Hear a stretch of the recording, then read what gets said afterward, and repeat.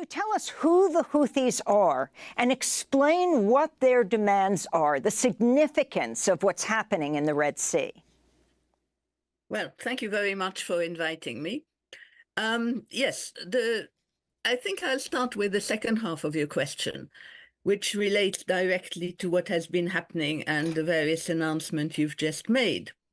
And the Houthis have been extremely explicit and repeat on an almost daily basis that their attacks on ships in the Red Sea will stop as soon as the Gaza war ends and humanitarian and other supplies are allowed into Gaza, and therefore the Palestinians will no longer be under the threat and the horrors that you've earlier described and that most of us have seen on our screens for many, many weeks. So the important thing is that although the US and the UK claim that they're only defending free movement in the Red Sea and refuse to accept any connection between this and the war in Gaza, for the Houthis, it's absolutely straightforward and explicit that, number one, they're only targeting ships that have any connection with Israel, whether they're going to Israel, coming from Israel, delivering stuff, owned by Israelis or whatever, any connection, whatever. And that other ships are not targeted, except, of course, now, since the US and UK strikes have started, they are also targeting US and UK ships. So they're absolutely explicit that all other ships are welcome to travel through the Red Sea, and that there is complete freedom of movement for any ship other than an Israeli or UK or US connected one. And I think that's extremely important. And the reason the Houthis have taken this action in support of Palestine is that one of the very fundamental policy issues or ideological positions that the Houthis have is the support for Palestine and more directly being anti-Israelis. The Houthis' foreign policy is quite clearly summarized in their basic slogan of death to America and death to Israel. They are absolutely, their positions are absolutely straightforward on these points. So although they are they are willing to allow other ships through, they are actually, up to a certain point, not displeased at the fact that the Americans and the US are now actually targeting their various launch positions. So, Helen, could you give us some background, though? What are the origins of this movement, and how is it that they came to play such a prominent role in Yemen? Yeah, so the Houthi movement started in the 1980s, 1990s. I think what you need to understand is that in terms of religious sects, Yemen is divided into two basic sects. A Sunni sect of Shafi'is, who basically live in the majority of the country, and a branch of Shi'ism called the Zaydis, who live basically in the mountainous highlands of Yemen. And the Houthis are Zaydis. And in that sense, and again, within the Zaydi movement, there's a certain variety in the sense that the Houthis, I would say, are extremist Zaydis, and they've developed their ideology and their policies to strengthen their own branch of Zaydism. And they basically emerged in response to the rise of Sunni Salafi fundamentalism within their own area in the far north of Yemen. And so there have been conflicts and problems, arising since the 1990s. Between 2004 and 2010, there was a series of 6 wars between the Houthis facing and fighting the then regime of President Ali Abdullah Saleh. And this ended basically, each one ended with a ceasefire, which was promptly broken. The last one in 2010 was not broken as a result of the uprisings in 2011 of known as the Arab Spring in various places. And that was a moment when the Houthis joined with the revolutionaries and basically took a position against, where, they continued their position against the regime. So they then were during what was supposedly a transition period between the Saleh regime and what should have become a more democratic regime in 2014, the Houthis then changed their alliances, and indeed Saleh changed his alliance, so they operated together against the transitional government. And then eventually that allowed them to take over the capital, Sana'a, in 2014, and then to oust the existing transitional government in early 2015.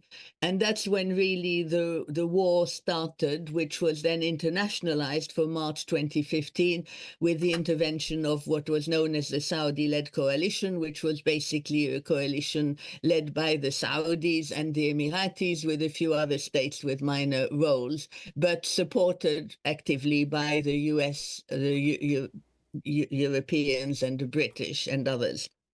And what was So the point at really... which, sorry, just to clarify, what was the point at which the Iranians started backing the Houthis? Was it in the moment when the Saudi-led bombing began in 2015, or was it prior to that? And if you could also clarify the distinction between, as you said, the Yemenis are Zaydi Shias, and to what extent Zaydis are ideologically or theologically aligned with the dominant form of Shiism in Iran, and what that has to do with Iran's complicity or support for Houthis, whether or not now they do as Iran says. Yeah, thank you for bringing up these points. The Iranian role at the time in 2015, when the internationalized civil war started, was minimal. The Iranian involvement with the Houthis, and prior to that and since then, has always been connected with partly theological connections, but differences. So in that sense, the Houthis are differentiating themselves from other Zaydis by having adopted a number of the rituals and activities and approaches of the Iranian Twelvers. It's all a matter of how many imams they trust or they believe in after the Prophet Muhammad. But in practice, the Houthis are getting closer to the Iranians to the Iranian Shiism over the last decades. But they are still, the last decade. But they're still, quite distinct. So the alliance is much more a political alliance. And the Iranian involvement, which was really very, very insignificant at the beginning of this war, has increased over time, and is primarily, has been for a while mainly financial and providing fuel and things like that to the Houthis, but more recently has been much more focused on military activities and primarily on the supply of advanced technology. If you look at the Houthi weaponry, and I'm no military expert, but the Houthi weaponry originally was basically a lot of Scuds and other Russian-supplied materials, and also some American-supplied materials to the Saleh regime. And these have been upgraded and improved and changed to some extent thanks to Iranian support.